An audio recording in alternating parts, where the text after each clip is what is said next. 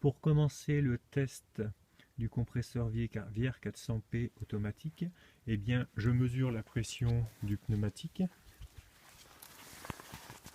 Donc pour cela, j'ai branché le tuyau du compresseur au pneu.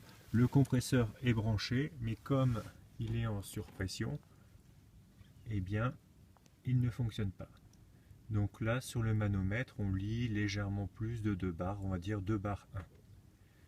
Ensuite, je branche le dégonfleur Stone, qui est réglé à 1 bar 4 environ.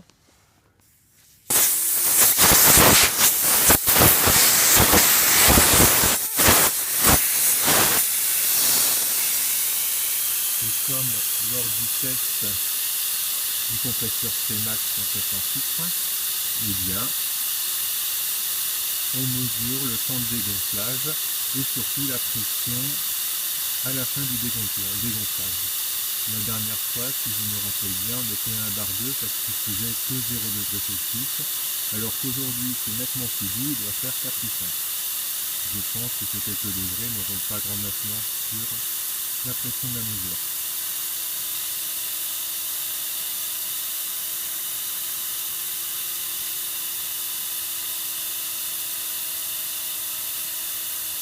Lorsque le bruit de l'air s'arrêtera, c'est que le pneu est dégonflé à la bonne pression.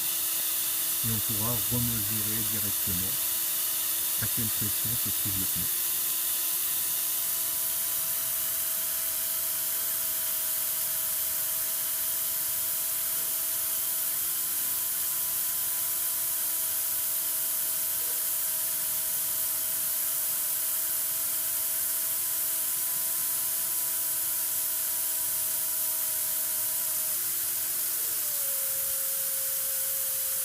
On ne devrait pas être loin de la fin, juste le changement de bruit.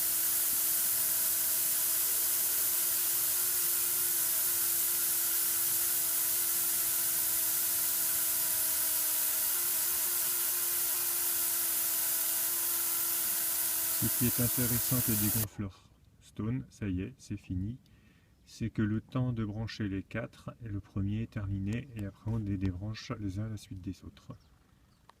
Donc maintenant, je rebranche le manomètre.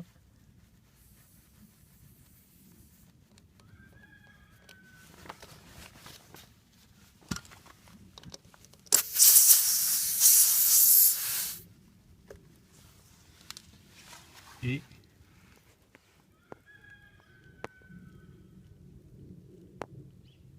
donc là, nous sommes à peu près, c'est pas si facile que ça à lire, je dirais un peu plus d'un bar 2, un bar 4, mais c'est vrai que ce manomètre est nettement moins précis que celui du T-Max.